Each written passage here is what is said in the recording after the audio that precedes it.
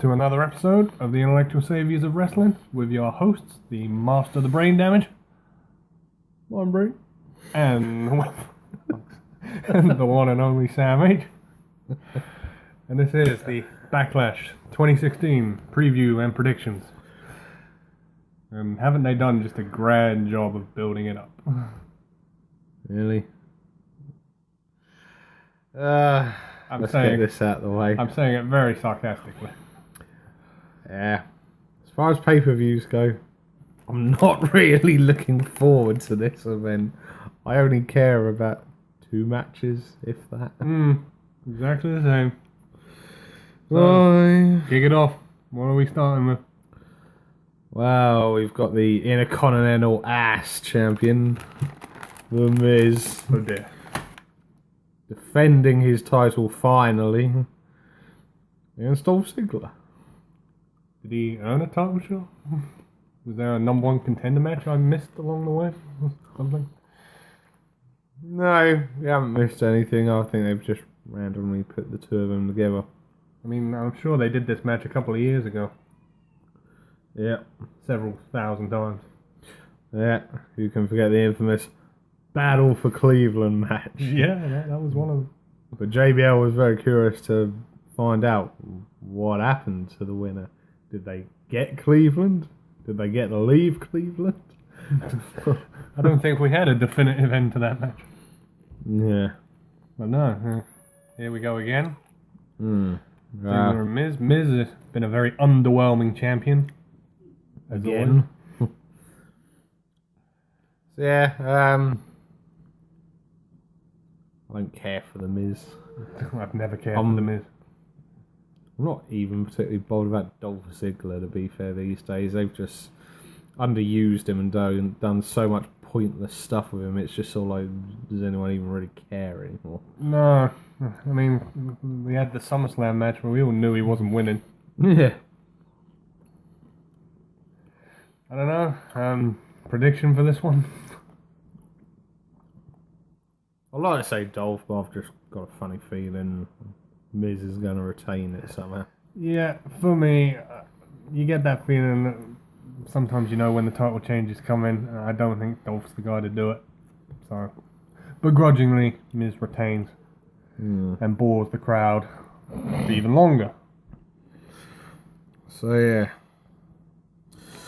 Right. Our next match. We've got the Viper versus the Eater of Worlds. Yeah, one of the only 2 matches I'm looking forward to on this card. Yeah. It hasn't had much of a build-up, mind you. No, you just had that random segment with Bray not long after SummerSlam, and he just sort of called Randy out, and that was sort of it. Yeah. It's like, there's 2 guys, we got nothing to do with them. So yeah. This is it. Yeah, no reason, no logic. Just I'd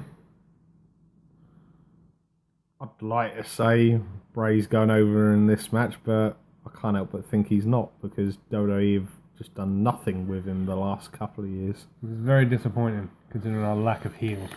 Yeah, very much so. Although, unfortunately, we don't know when. I think it could be dragged out until November. But we could be getting another big heel on SmackDown. Yeah, of course we need one. Yeah. Inkling is it's not happening until after Survivor Series, but we could be getting Samoa Joe on SmackDown. Oh, wonderful. The Tongan farting machine. So no, back to Randy. Should be a good match. If they give him enough time, I think they could make a decent match out of it. Well, I'm going to go this with 2 ways. My heart wants Bray to win, because I think he needs it. Yep. But secretly, deep down, I can sort of see RKO out of nowhere, and Randy wins 1, 2, 3. Yep.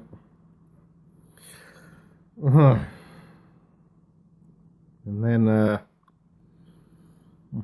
let's move on to the next match. My God, how I'm frustrated with this tournament. You've got the third semi-final of the tag team tournament, as apparently Shane and Daniel Bryan have decided that American Alpha are unable to compete. So we're having another match to determine who's going to fight Rhino and Heath Slater in the final of this tag team title tournament. It's going to be the now heel Usos, Right. versus the Hype Bros. Oh, God. My worst fear is coming true. The Hype Bros are on a pay-per-view. It's like, you can't make it up. And even if you could, you wouldn't want to. No. Be perfectly honest, I don't care who wins this match. I suppose if I had to make a solid prediction, I'll probably go with the Usos. Yeah, same. Simply because the Hype Bros are a meaningless tag team. They were rubbish in NXT and they're still rubbish. So them winning and going to the final would make no sense other than shock value. Right, so there you go. Then break it up a little bit. We'll move on to the 6-pack elimination challenge for the WWE Smackdown Women's Championship. Yeah, they've done that very clever. They've sort of changed the titles, so now it's Raw Women's Championship and SmackDown Women's Championship.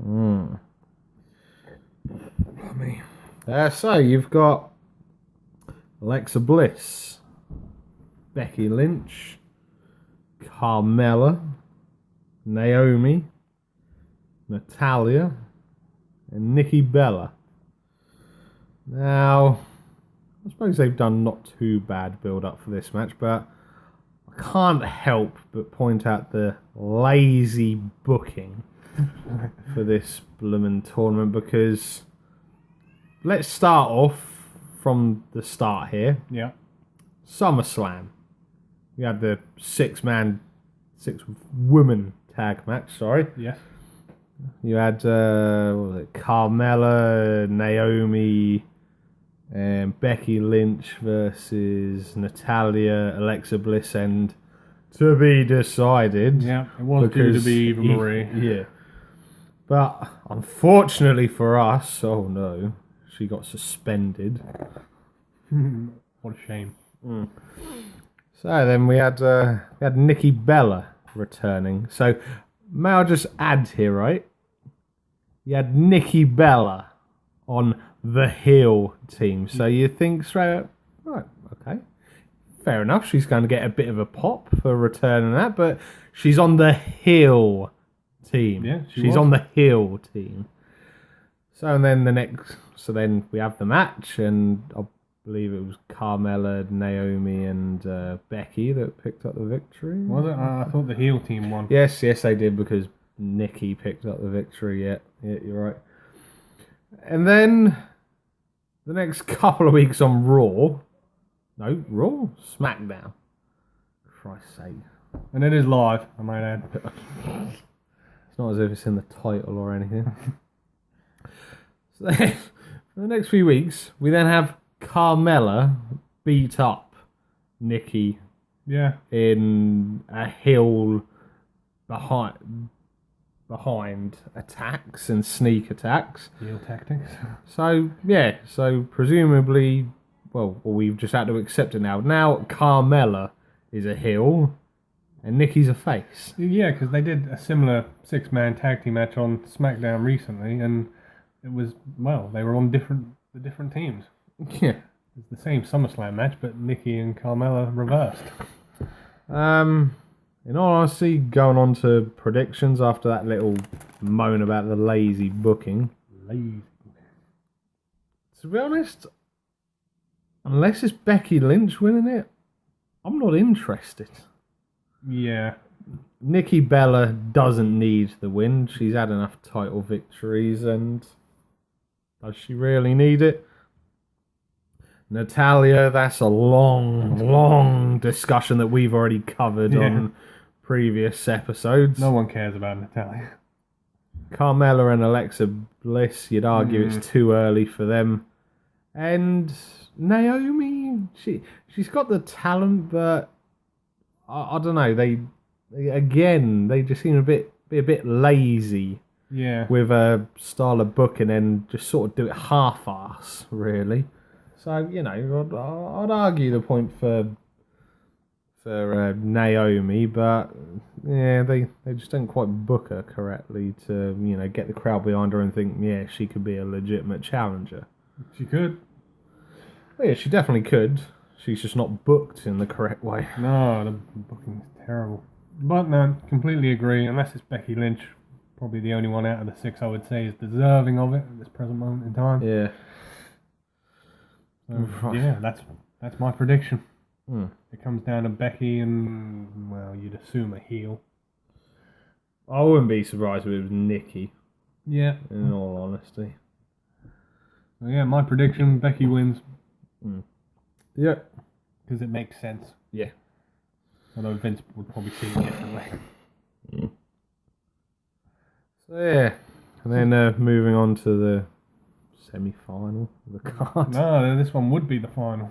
No, we got one match before that. Really? Yep. We've then got the final of the tag team tournament. Oh, okay. So we've got whoever wins at the Usos and the Hype Bros against Heath Slater and Rhino. To be perfectly honest, I couldn't give a damn who wins. They're going to be a poor champion regardless. Hell, you can make the argument for Heath Slater just for the cheap pops and for the pure comedy of it, but from a serious point of view, I don't care who wins this because they're going to be a poor champion. Yeah, Either way, and we'll just be waiting for when American Alpha come along and hopefully win it. Yeah, from what I've been reading, and these plans change on a daily basis, they're going to have American Alpha chase the titles until SmackDown's next pay-per-view, which I think is No Mercy, because Raw have Hell in a Cell. Yeah. And that will probably be the big tag title match. Yeah. Where they finally do it. I mean, I'm not happy they got taken out of it. I think it's a stupid excuse. It's more lazy writing. Yeah. And like you, I don't really care who wins it. Sod it. I'll just go for Heath Slater and Rhino. Sod it. I mean, simply because it was the Usos that took them out of the picture, I can say I think the Usos are going to take them and have a bit of a heel run for American Alpha. Come back and chase them for it. But in all honesty, I don't care. It's a poor tag match. Yeah. And yeah, who cares? Then we are onto the main event. At last. We've got the WWE champion, Dean Ambrose, versus the new face that runs the place, AJ Styles. Yes. This match we are excited about. Yes, extremely excited about it. Especially if we get a few cheap pops. Hashtag beat up John Cena. I don't think he'd appreciate that very much. Screw it, it's only Cena. Yeah, no one cares about it. So yeah, I'm really excited for this match. I know they've only had about 3 weeks build up, but really after SummerSlam, Styles was the only contender you could have. Well, I think with what they've had to work with, they've done a semi-decent build-up for it. Yeah. And I think if given enough time, you would think they've only got 6 matches, so it's going to get enough time. It's going to be match of the night. Yep, without a doubt. But I'm going to say the hard part, this one is really difficult to predict. Really difficult. Yeah. Truth be told, I know what I want the result to be, but I'm not sure if it'll go this way. And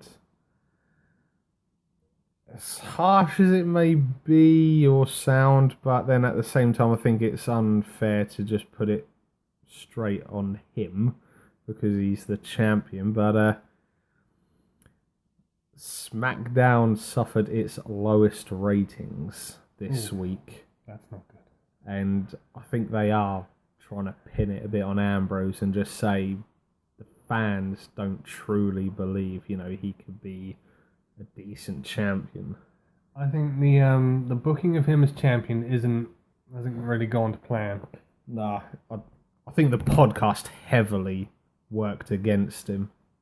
Because I'm not sure if it's related to the podcast, but in recent weeks he's not been getting as heavily cheered for as he was, I don't know, let's say 6 months ago. Yeah, I think unfortunately the podcast has damaged him, and unfortunately it was a bit uncomfortable watching it. It just seemed as if he wasn't all that arsed about doing it, and you couldn't help but notice that Stone Cold was trying to keep restrained and not get a little bit frustrated with him. Yeah, it just wasn't a great idea. No, because Dean Ambrose is he's not a guy who likes to open up. I mean, Christ, just look at his Twitter page. That'll tell you all you need to know. Yeah. And like you say, he didn't really seem all that bothered. He got very offended by some of the questions Austin asked him. Yeah. It was sort of like, I don't want to be here. I don't want to be answering these questions. Yeah. I mean, to be perfectly honest, I like Ambrose, but how I'm going to say I'd quite happily sit there and watch AJ be champion for the next year. Yeah, it's difficult because Ambrose was my favourite guy when the Shield was going on, and I was really happy when he finally won the title, being the last member of the Shield to do it. Yeah. But since he's been champion, I don't know, it's like they've just taken all the crazy stuff out of his repertoire. He's just not... Yeah. It's been a bit boring, to say. Yeah, I mean, you think just a month or two before he won the title, he had a really good and really entertaining rivalry with Jericho. Yeah. It's really difficult. Yeah. I'm backing the face that runs the place. Simply because I think it would be more entertaining TV, and I think they'd have a better chance of taking Ambrose back to what works for him. I think AJ needs to win. Yeah. And that's what I'm going with. Yeah, there you go. It makes sense. Yeah.